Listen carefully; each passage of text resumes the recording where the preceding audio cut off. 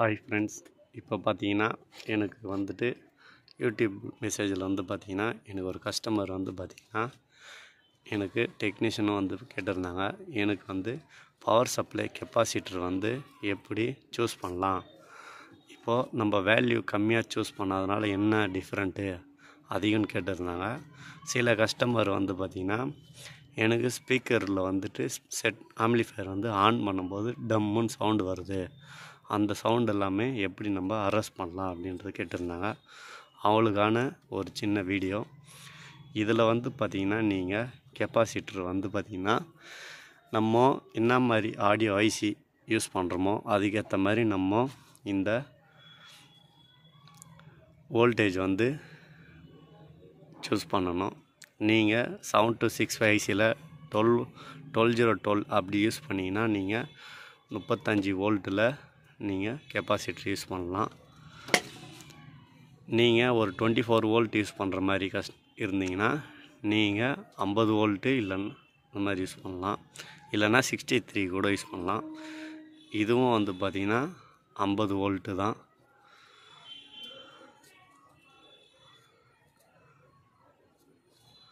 இதுவும் 50 வோல்ட்டு தான் கெப்பாசிட்டர். ஓகேங்களா?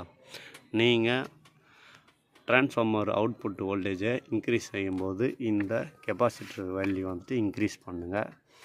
இந்த மைக்ரோ ஃபேரட் வந்து பார்த்திங்கன்னா இதோட கெப்பாசிட்டி. ஓகேங்களா?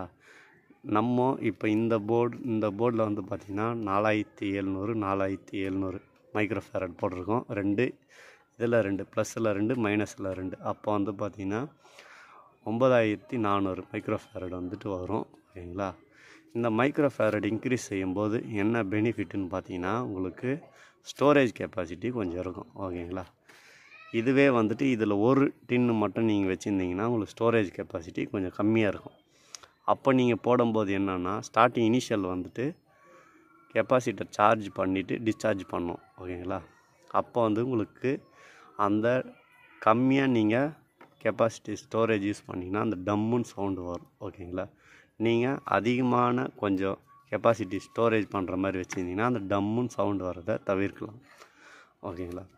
இது இல்லாமல் எனக்கு வேறு என்ன முறையில் தவிர்க்கலான்னு நீங்கள் கேட்டிங்கன்னா, நீங்கள் ஸ்பீக்கரோட அவுட்புட்டில் வந்து பார்த்திங்கன்னா ஒரு ஸ்பீக்கர் ப்ரொடெக்ஷன் வந்து பார்த்திங்கன்னா நிறையா பிராண்டில் கிடைக்கிது.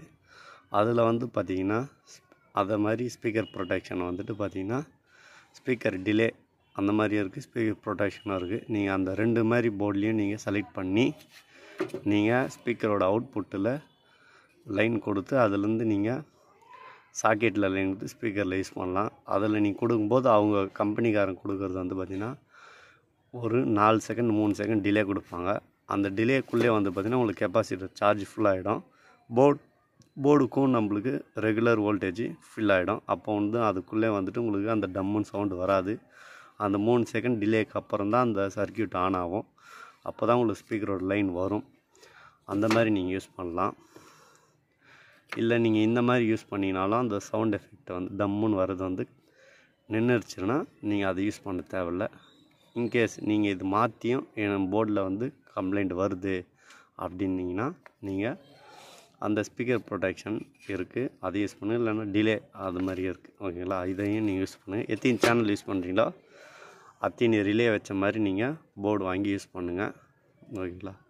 இந்த வீடியோவை லைக் பண்ணுங்கள், ஷேர் பண்ணுங்கள், கமெண்ட் பண்ணுங்கள். Thank you friends.